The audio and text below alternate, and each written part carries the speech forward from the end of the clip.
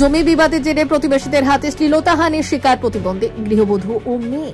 আক্রান্ত একই পরিবারের 5 জন। পরিবারের মহিলাদের শ্লীলতাহানি বাধা দিতে গেলে লোহার রড, বাঁশ ও ধারালো অস্ত্র দিয়ে হামলা দুষ্কৃতীদের। আতঙ্কে বাড়ি ছাড়া পরিবার। পুরাতন মালদার শাহপুর বাজারপাড়া এলাকার ঘটনা। জানা গিয়েছে, পুরাতন মালদার মহানন্দা তীরবর্তী এলাকায় জমিতে ঘরবাড়ি তৈরি নিয়ে প্রতিবেশী পরিবারের সঙ্গে বিবাদ বাধে আক্রান্তদের। জমি দখলে বাধা দিলে প্রতিবেশী অভিযুক্ত ছেচরু ঘোষ, দেবাশিস ঘোষ সহ আরো 3 জন ধারালো অস্ত্র শস্ত্র নিয়ে বাড়িতে ঢুকে হামলা চালায় বলে অভিযোগ। পরিবারে এক যুবতীর শ্লীলতাহানি করা হয়। চিৎকার শুনে বাধা দিতে গেলে পরিবারের প্রতিবন্ধী গৃহবধূর শ্লীলতাহানি করা হয়। এরপর ওই মহিলার স্বামী ও দেওর, ভাসুর, শ্বশুর ও শাশুড়ি এগিয়ে এলে তাদেরকেও বেধড়ক মারধর করে এবং হাত ভেঙে ও মাথা ফাটিয়ে দেওয়ার পাশাপাশি ধারালো অস্ত্র দিয়ে কোপ দেওয়া হয়। রক্তাক্ত অবস্থায় স্থানীয়রা উদ্ধার করে পরিবারের সদস্যদের চিকিৎসার জন্য মালদা মেডিকেল কলেজ হাসপাতালে পাঠায়। পরে মালদা থানায় অভিযোগ দায়ের করেন আক্রান্তরা। তবে তাদের অভিযোগ দীর্ঘক্ষণ থানায় বসিয়ে রেখে তারপর অভিযোগ নেওয়া হয়। তবে বাড়িঘর ভাঙচুর হওয়ায় আতঙ্কে বাড়ি ফিরতে পারছেন না বলে দাবি ওই পরিবার।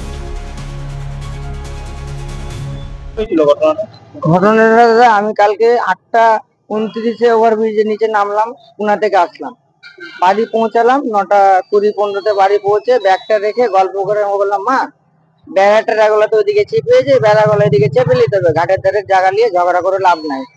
এই বলতে বলতে ওই চাঙাটা পিছন থেকে শুনতে নিজের গায়ে পেতে নিল, দিয়ে বলছে কাকে মেম্বার বলছিস? আমি দাদা আপনাকে তো কিছু বলা হয়নি। যে আমাকে গাল দিতে লাগলো, গাল দিতে দিতে আমার মা পাশে দাঁড়ালো, আমার মাকেও গাল দিতে লাগলো, যে আমাকে বলছে শালাকে উঠিয়ে আছাড় মেরে দেবো। তো আমার রাগ সহ্য হলো না, কারণ গায়ের শক্তি তো আমারও আছে। দিয়ে দাদা হাত ছেড়ে দিল আমার গায়ে, দিয়ে আমিও হাত ছেড়ে দিলাম। আমি হাত ছাড়ার পরে ওর একটা ভাই দেখছে আমার বোনকে নিয়ে টানাটানি করছে। ওই টানাটানি বাঁচাতে যে আমার মাথাতে হাসার চোপ মেরে দিল আমার মাথাতে। আমি বেতাল হয়ে গেলাম, পুরো গায়ে রক্ততে ভরালো, জামা রাখা আছে। তারপরে আমার বাবা বাঁচাতে হলো, আমার বাবাকে হাসার চোপ লাঠি দিয়ে মেরে হাসার চোপ মেরে 2 জায়গায় আমার বাবার হাত ভেঙে গেছে। তারপর আমার ভাই গেল আগাতে, আমার ভাইকেও মেরে 2-3 জায়গায় হাত ভেঙে দিয়েছে। ক ভাইকে মেরেছে? 3 ভাইকে। মাকে মেরেছে? 4 ভাইকে মেরেছে। এক ভাই খাম হয়নি, এক ভাই ছোট আছে, আর এক ভাইয়ের হাত ভেঙে গেছে, আর এক ভাইয়ের চোখের অবস্থা খুব খারাপ, আর মা বাবার তো অবস্থা একদম কেরোসিন হয়ে আছে। প্লাস আমরা আতঙ্কতে বাড়িও ঢুকতে পারছি না। কালকে সারা রাত আমরা ইংলিশ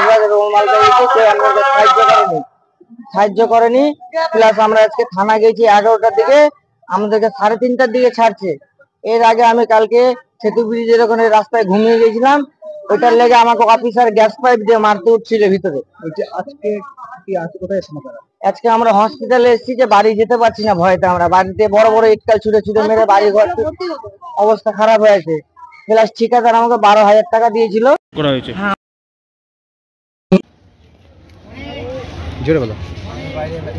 আমি বাইরে দাঁড়িয়ে দেখছি যে জায়গা নিয়ে ঝগড়া হচ্ছিল।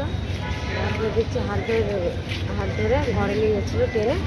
ওই চিৎকার করে বৌদি গেল বাঁচাতে, তখন বৌদিকে মারবে। মাকে মেরেছে, সবাইকে মেরেছে বাড়ি। বাচ্চাগুলো কোথায়? বাচ্চাগুলোকে মেরেছে। কি নাম তোমার? অভিযোগ নিতে অস্বীকার করছে বলেই তো গোটা শহর জুড়ে, জেলা জুড়ে আর সমস্ত এইরকম নৈরাজ্য চলছে। যারা এই সমস্ত ঘটনা ঘটাচ্ছে, শ্লীলতাহানি করছে, বাড়িতে ঢুকে অত্যাচার করছে, তাদের তো দৃষ্টান্তমূলক কোনো শাস্তি নাই পশ্চিমবঙ্গে তথা মালদা জেলাতে। যার জন্য যারা দুষ্কৃতী তারা পুলিশের সঙ্গে বসে এক জায়গায় কাজকর্ম করছে, তাদের তো কোনো ভয় নাই।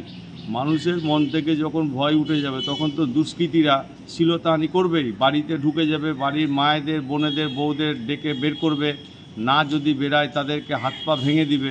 তার সিস্টেম চলেছে শাহপুরে। পুলিশকে কঠোর হতে হবে। পুলিশকে যারা এইসব ঘটনা ঘটাবে তাদেরকে কঠোরমূলক যদি সিদ্ধান্ত না নেয়, শাস্তি না দেয়, তাহলে শ্লীলতাহানি বাড়তে থাকবে। আমরা এই ঘটনাটা শুনেছি, একটা টোটোকে নিয়ে এই ঝামেলাটার সূত্রপাত। আর আপনি যেটা বললেন মোদিপুর থেকে বা অন্য জায়গা থেকে কোনো লোকরা গিয়ে ওখানে গন্ডগোল করেছে, এটা আমার মনে হয় না ঠিক আর কি। ওখানকারই কিছু লোক আগে মোদিপুরে বাস করতেন, তাদের সাথে গন্ডগোল, এবং দুপক্ষই ইনজিওর্ড হয়েছে বলে আমাদের কাছে তথ্য আছে। তবে পুলিশ ইন্টারোগেশন অলরেডি শুরু করে দিয়েছে। যারা accused they will be arrested very shortly. আপনারা রেস্ট অ্যাসিওর থাকুন।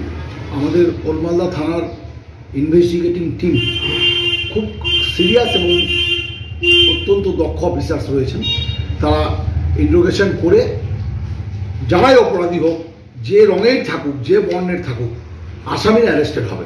কারণ বাংলাতে আইনের শাসন জারি আছে, কাজে আপনারা নিশ্চিন্ত থাকুন। আর বিজেপির কাজ তো খালি অভিযোগ করা।